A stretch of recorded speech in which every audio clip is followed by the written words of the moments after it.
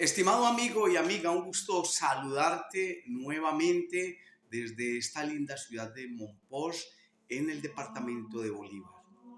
Hoy quiero que sigamos reflexionando sobre el Adviento, ese tiempo de espera que a través de la historia de la Iglesia de Oriente y Occidente, pues lógicamente en sus diferentes patriarcados, básicamente en 5 patriarcados, es decir, en esas iglesias históricas que se han conservado hasta el día de hoy, fundada por los mismos apóstoles, y que lógicamente no hay una primacía, o perdón, no hay una supremacía, sino que hay una primacía. Teniendo en cuenta en esto, vamos a reflexionar hoy. Primero, el Adviento.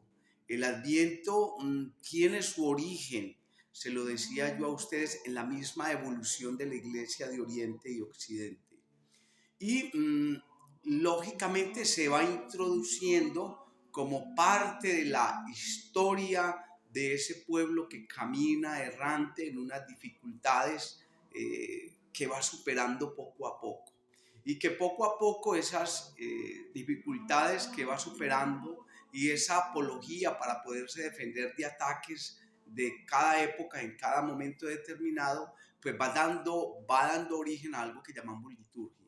Es decir, a unos tiempos organizados con unas significaciones y con unos rituales y una ritualidad. El Adviento, más o menos, cuando estudiamos algunos padres de la Iglesia, cuando estudiamos la misma historia de la Iglesia, nos está diciendo que aproximadamente en el siglo V, cuando ya se instaura en Roma pues la libertad de culto, digámoslo así, hay un dominio del mundo cristiano, ya puede predicar, no hay persecución, pues ya se visualiza, según algunos padres y algunos textos, se visualiza la preparación previa al nacimiento de Cristo. Y es así como esos primeros cristianos nos van diciendo que son 2 semanas, son 8 días, hasta que llegamos al día de hoy, 4 semanas para uno y 8 o 9 semanas para otro, previos a la preparación, lógicamente, del nacimiento de Cristo. Quiero que sepas eso porque en este tiempo tú, y especialmente los jóvenes y gente que es muy cristiana, pero que no sabe realmente qué está celebrando. El tiempo comprendido entre la última semana de noviembre y el 24 de diciembre, esos 4 domingos aquí en Occidente, es lo que llamamos Adviento, es decir, 4 domingos donde estamos en ayuno, en constante preparación, en constante oración, para celebrar el 25 como nacimiento del Señor. Muy bueno, que tengas esto, para que comprenda que la Navidad no es solo fiesta, ¿sí? Nosotros vivimos una fiesta, pero una fiesta cristiana con una significación, y ya la sabes. Para otros patriarcados se celebran 8 o 9 semanas, también con esa connotación de prepararse en ayuno, en oración, a una preparación previa, como lo he dicho ya varias veces, a la natividad del Señor, al nacimiento del Señor. Teniendo previo degustar que les hago, de comprender que es el Adviento, tiempo de espera, y que inician las primitivas comunidades cristianas y que se establece a partir del siglo V hasta el siglo XXI, vamos a hacer reflexión del Evangelio del día de hoy, tercer domingo de Adviento. El Evangelio del día de hoy nos trae una connotación muy especial. Primero que vamos a leer Lucas, Evangelio de San Lucas, de esos 4 evangelios canónicos que tenemos y que algunas veces en este tiempo, queramos o no, se toma mucho también los evangelios apócrifos. De ahí cuando vemos las películas que se narran y ciertos pasajes que nosotros hacemos, también tiene como ese toque de evangelio apócrifo. Pero hoy vamos a reflexionar en Lucas el Evangelio de San Lucas, capítulo 3, versículo del 10 al 18. Vamos a escucharlo. En aquel tiempo la gente preguntaba a Juan: entonces, ¿qué debemos hacer? Él contesta: el que tenga 2 túnicas, que comparta con el que no tiene, y el que tenga comida, haga lo mismo. Vinieron también a bautizarse unos publicanos y le preguntaron: Maestro, ¿qué debemos hacer nosotros? Él les contestó: no exijáis más de lo establecido. Unos soldados igualmente le preguntaban: ¿y nosotros qué debemos hacer? Él contestó: no hagáis extorsión, ni os aprovechéis de nadie con falsas denuncias, sino contentaos con la paga. Como el pueblo estaba expectante y todos se preguntaban en su interior sobre Juan si no sería el Mesías, Juan les respondió dirigiéndose a todos: yo os bautizo con agua, pero viene el que es más fuerte que yo, a quien no merezco desatarle la correa de sus sandalias. Él os bautizará con Espíritu Santo y fuego. En su mano tiene el bieldo para aventar su parva, reunir su trigo en el granero y quemar la paja en una hoguera que no se apaga. Con estas y otras muchas exhortaciones anunciaba al pueblo el Evangelio. Bendigamos al Señor. Gloria a ti, Señor Jesús. Bueno, mis amigos, el Evangelio de hoy está súper exquisito. Está a la medida de lo que vamos a celebrar, de lo que nos vamos preparando para degustar. Pero antes debemos de tener en cuenta unas lecturas previas que nos está haciendo lógicamente la iglesia hoy. Primero, el profeta Sofonías, uno de los profetas menores en un libro que para mí es extremadamente corto, 3 capítulos, que usted en un momentico puede sentarse y lo lee, 3 capítulos. ¿Y qué nos habla el profeta Sofonías? El profeta Sofonías en todo ese libro nos habla de la importancia de que el pueblo de Israel vuelva, vuelva su mirada a Dios, a ese Dios que los sacó del pueblo de Egipto, que los hizo caminar por el desierto y que ahora el pueblo se encuentra en una dificultad o en una división de norte y sur debido pues a un reconocimiento, a la división del reino, pero que ha llevado inclusive a ese pueblo a las deportaciones, ha llevado a ese pueblo a experimentar el exilio.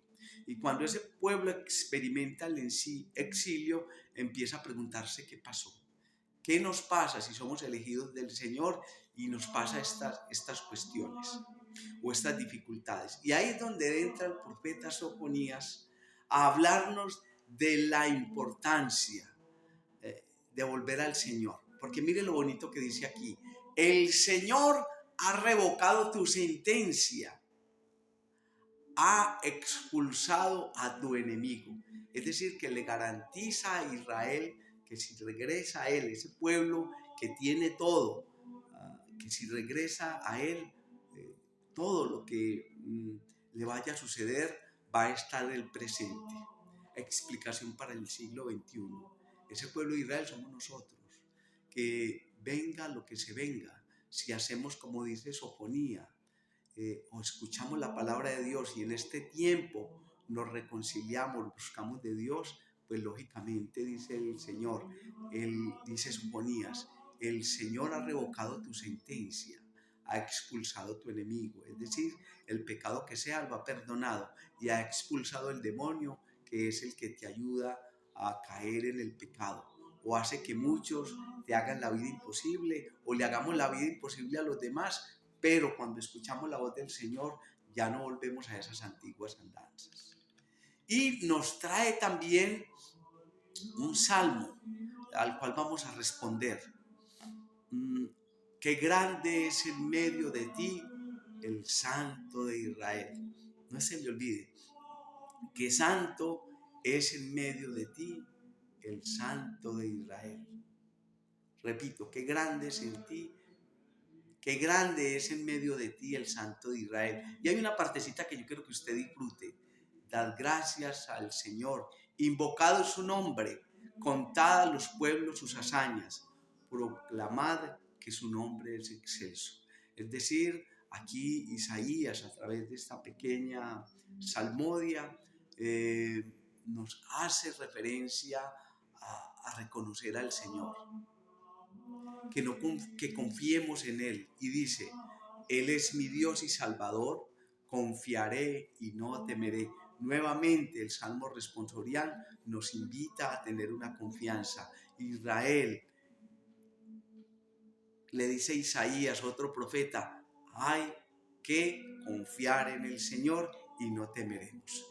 Vamos entonces a la segunda lectura, que es dirigida por el apóstol San Pablo a la comunidad de Filipo, una comunidad romana, ¿sí? Emanada por gentiles. Es decir, cuando a ti te hablan de un gentil, es una persona que de pronto no es judío, pero sí puede ir a la sinagoga o está pendiente de lo que se dice en esa sinagoga o en el mismo templo, pero no ha dado ese paso, de convertirse realmente. Y es así como San Pablo le escribe a estos gentiles de Filipo, una ciudad, pues lógicamente, en este momento romana. Y es así como los invita, ¿sí? Los invita a escuchar esto que les está diciendo. Alegraos siempre en el Señor. Os lo repito, alegraos. Que vuestra mesura la conozca todo el mundo. Es decir, que ese romano, ese gentil ya no puede ser cualquiera. Ya cuando tú recibes la palabra de Dios, reconoces a Jesús como Salvador o reconoces a Jesús como el Mesías, tu vida va a cambiar. Por ende, nos da duro ver a alguien que asesinó, que estuvo en las drogas, que fue mal esposo, que fue, digámoslo, poco correcto con el dinero, bueno, qué sé yo. Cuando reconocemos a Jesús como ese Salvador, como ese Mesías, dejamos todo y no nos importa el que dirán. Y por eso es que San Pablo, a ellos que son gentiles, que están como, diría yo, siendo simpatizantes, es decir, les gusta, pero no han dado el gran paso, no han dado ese gran paso. El Señor les dice: hombre, a pesar de que no des el gran paso, y cuando lo des, le dice aquí San Pablo, que vuestra mesura la conozca todo el mundo. Y dice aquí, punto seguido, el Señor está cerca. Querido hermano, usted todavía está manejándose mal. Es hora de la mesura, de dar buen ejemplo en nuestra vida, en nuestro comportamiento. Es así, pues, como vamos viendo, Sofonías, Isaías, un profeta menor, un profeta mayor, y vemos nada más ni nada menos que San Pablo, que le habla a estas personas de Filipo, ¿sí? Es decir, es hora de comportarnos, de dar ese paso, a pesar de ser gentiles, que después veremos más adelante en un concilio que hay en Jerusalén, en esas primitivas comunidades que nos hablan qué hacer con esos gentiles, con los incircuncisos, con las personas, que no se han circuncidado, ¿qué vamos a hacer pues? Y con esos gentiles, y se forma pues la disputa, y hay unas conclusiones y hay una resolución de ese conflicto. Y finalmente el Evangelio de Lucas nos invita, ya hemos unido los dos profetas, el Salmo y unimos pues también el apóstol Pablo, y ahora vamos a unir todas esas enseñanzas con lo que nos dice el Evangelio del día de hoy, tercer domingo del tiempo ordinario del año de Cristo 2024. ¿Qué nos narra aquí? Un personaje fundamental, a Juan, a Juan, a Juan, no se le olvide, según la tradición, primo del Señor y según lo que leemos ahí en la Escritura. Pero a Juan, cuando leemos el capítulo 3 completo, aquí empieza como mocho. En aquel tiempo la gente preguntaba a Juan, entonces, ¿qué debemos hacer? ¿Sí? ¿Qué debemos hacer? ¿Qué debemos hacer? Cuando leemos el capítulo 3, del 1 al 8, nos dice que Juan va corrigiendo y va regañando con unas palabras inclusive salidas de tono que hasta te escandalizarán. Pero Juan lo que hace es llamarle la atención, ¿sí? Ustedes que se las dan pero son, ¿sí? O sea, es decir, les dice en pocas palabras, son unos sepulcros blanqueados. Se enorgullecen porque pertenecen a la descendencia de Abraham directa y ellos creen que a partir de ahí tienen ya todo ganado, son salvados, son el pueblo elegido. Pero el evangelista nos dice que ahí empieza San Juan a jalarles las orejas. No piensen que porque son descendientes de Abraham tienen todo ganado. Y empieza a llamarles la atención. Aquí nos nombra Juan a quienes le llama la atención.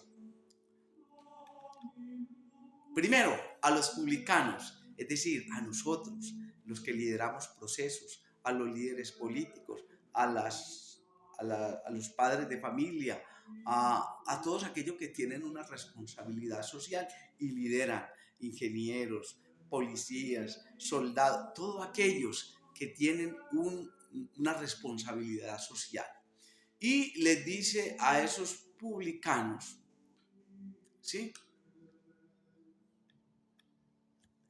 No exijáis más de lo establecido, es decir, que exijamos en la medida que nosotros demos valores humanos con una ética y una moral cristiana. No podemos exigir lo que no damos. Muchos en Latinoamérica queremos que no haya robos, que no haya violencia, que no haya problemas sociales, pero nosotros mismos con nuestro actuar lo generamos. Primer llamado de atención. Entonces le llama la atención a los publicanos, es decir, a esos líderes religiosos, a esos líderes que en los pueblos, ¿sí?, en las ciudades, en los países, en los departamentos, tienen una responsabilidad social y se dejan corroer por el dinero o por otras éticas y morales, o por otra conducta ética y moral, perdón. También aquí le habla al pueblo en general, es decir, usted no puede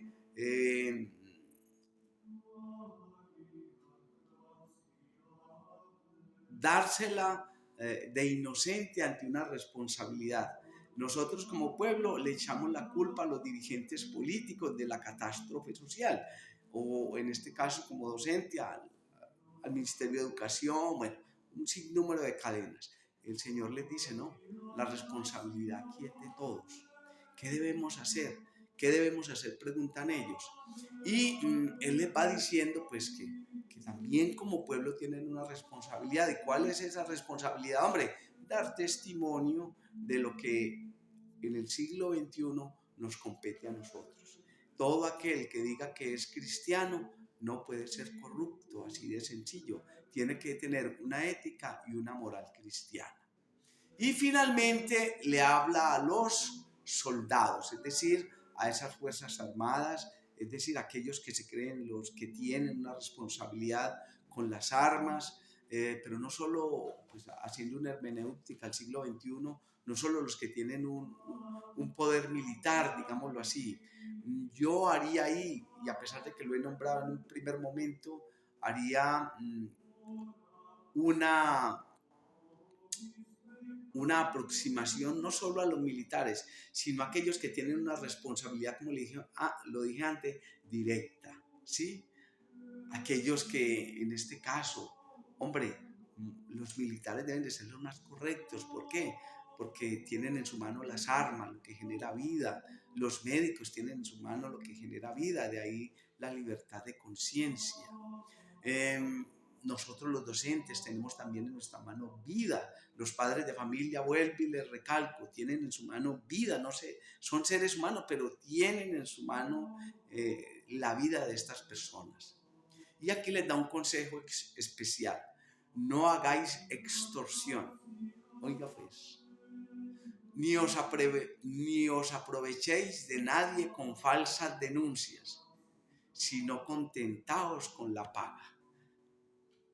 Latinoamérica y en especial nuestro país Colombia tiene unos problemas de extorsión, de corrupción.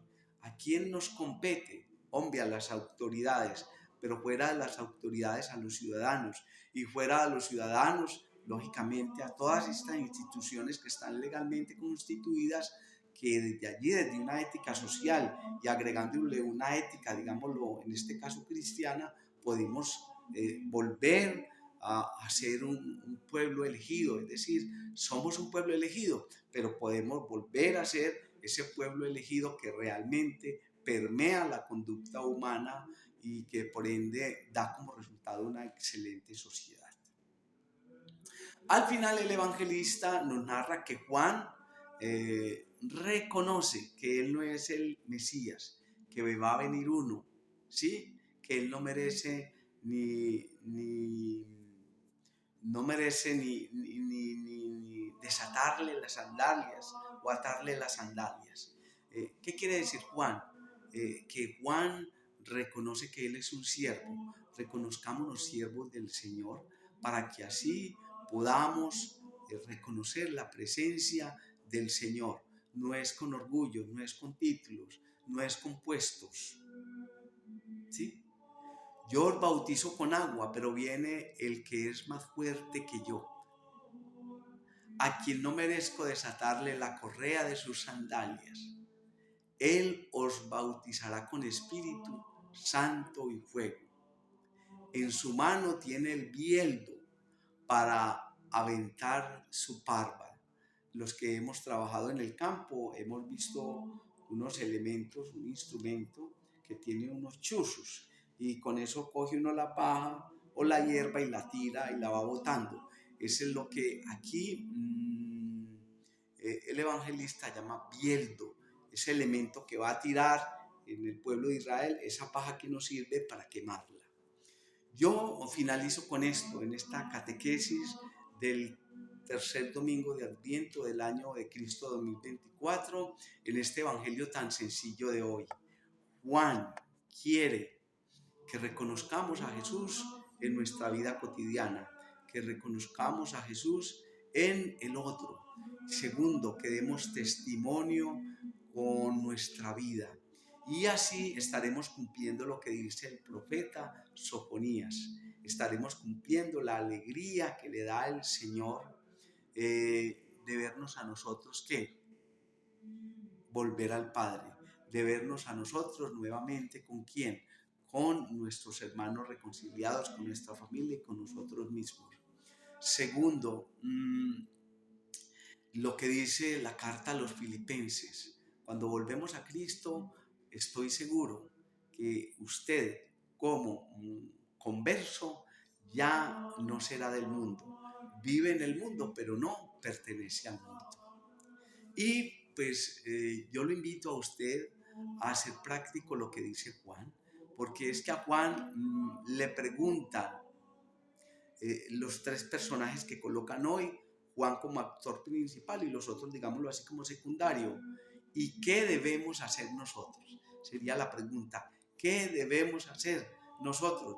Muchas veces nos quejamos, ¿cómo hacer que el mundo cambie? Vamos a orar.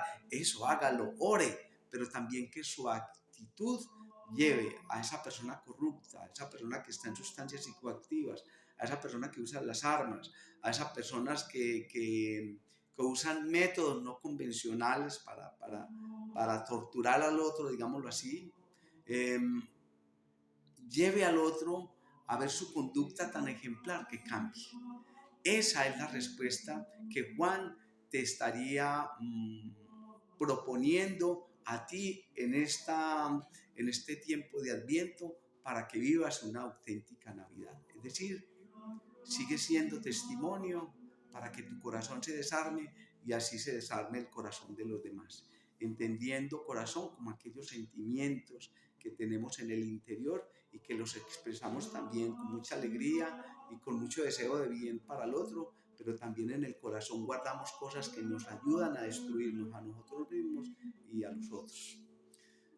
Sin más, te invito pues a que este tercer domingo de Adviento te lleve a comprender las palabras del profeta Sofonías, las del profeta Isaías, lo que nos narra San Pablo y lo que nos postula el evangelista de Lucas en el capítulo 3, versículo 10 al 18.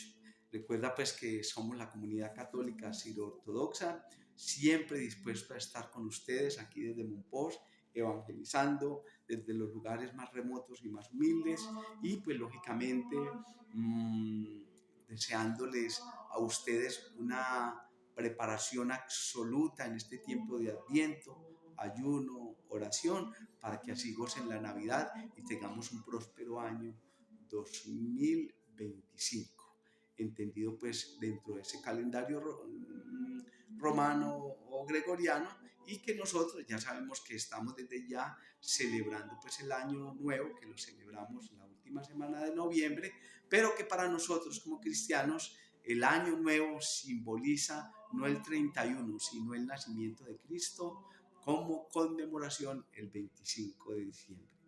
Que Dios los bendiga, los proteja a todos y por favor, divulguen este mensaje para que podamos todos disfrutar del reino de los cielos cuando el Señor nos llame. El Señor esté con vosotros y con tu espíritu, y la bendición de Dios Padre Todopoderoso, Padre, Hijo y Espíritu Santo, un solo Dios verdadero, permanezca sobre vosotros. Amén.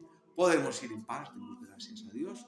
Nos vemos pues en la próxima reflexión del cuarto domingo de Adviento del año de Cristo 2024.